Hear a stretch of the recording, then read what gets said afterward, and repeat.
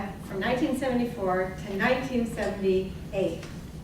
78 was great. During that time, I was on the first ever softball team at Arcadia. That dates me a little. Yes, I'm 55. The story that I want to tell about becoming a bleacher mom was a gradual one, but it started in 2008 with my very first son, Ryan. He was 4 years old, so of course he was going to play t-ball. And it was so much fun to get him ready for the season, and at the last minute, the coach backed out, and I volunteered. It was so much fun. We had this one little boy who would just go out in the center field and lay on his tummy and wave his legs back and forth like this and not do anything. And after a few games, I thought, maybe I should talk to his mom. So I went to his mom and I said, is there anything I can do to encourage your son? She goes, I just want him to be here and participating. He needs the socialization. And I thought, way to go, Mom. And it was funny because 9 years later, my boys were both playing all-star baseball in Provo, Utah. And my youngest son ran up to me and goes, Mom, remember that boy that used to just lay out in the field with his legs going like that? He's on an all-star team. And I was like, way to go, Bleacher Mom. So being a Bleacher Mom, I thought, well, you know, Elliot's always encouraging me to write a book. And I thought, well, being a Bleacher Mom, there's a lot of things I could teach people about being a Bleacher Mom. You know, a book's possible. What would I put in it? Well, first, the attire. As you can see, it's very important to be in the colors. Arcadia High School was, what colors? Red and blue. From the feet all the way to the top, I was always red and blue. I couldn't figure out of the probably 50 or so Arcadia shirts that I have which one to wear, so I decided to just wear a couple of them. But I was always there to cheer. So it started kind of early. T-ball, it was fun, and I thought, you know, I really am having fun with this. When we were living in Utah, my boys played hockey. Hockey, Elliot. They played baseball and basketball and soccer all year long, but then when that snow came, I didn't want them all huddled up in the house and, you know, eating food, and my older boy was a little big, and so I thought, hockey, that would be good. Needless to say, I found out that it was an outdoor rink. It was like 14 degrees outside, and it was sometimes 5 a.m. ice time. Not fun.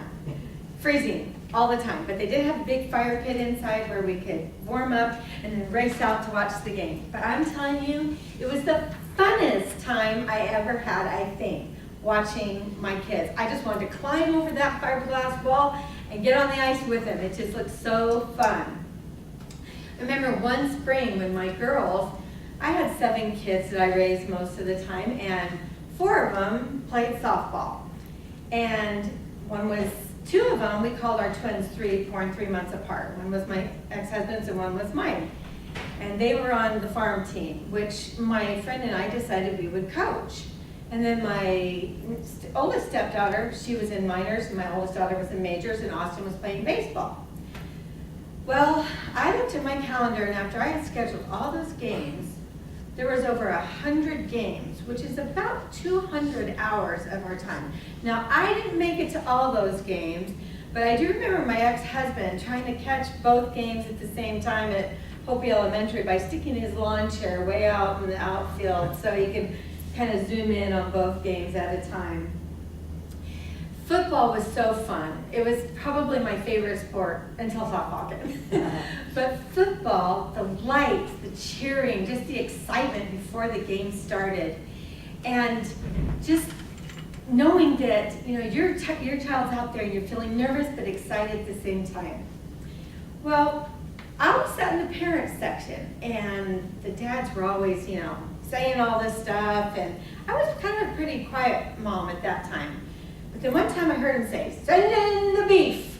And I'm like, what is the beef? I turned around, and they almost all in unison said, "Ryan's the beef." And I'm like, oh gosh. So Ryan was the beef. Well, football wasn't always fun. There were some scary moments too.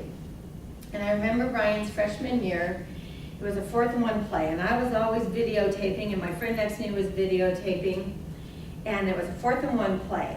And I zoomed in and I could see Ryan whispering to the coach, tell him, "Coach, I can get it, I can get it, I can get that one." And so the coach, I could just see him, "Go on in." And so I'm filming, I'm zooming, and the 4th and 1 play. Well, Ryan got 4 yards, but by the time he got out of the pile of players, he went to stand up, and his foot wasn't there. He had broken both bones of his lower leg, just above the ankle, and his foot was barely hanging there by just ligaments. I dropped my camera, and I went, I don't even know, I think Super Lady flew over the fence and ended up on the field. That's another story. But my girls, when they played softball, they played club soccer and club softball. And that was a lot of travel to fun places, Colorado, Oklahoma, Texas, Nevada, just so many fun places, and just the camaraderie and being with the parents and everything. And my one daughter was a catcher, and my other daughter, youngest daughter, was a pitcher. And I was often told that I could be a little loud at times at the games. If I wasn't taking pictures or something, I was sitting right behind home plate with my book, keeping score, and I could be heard to say, "Ah, come on, Blue, that was in there.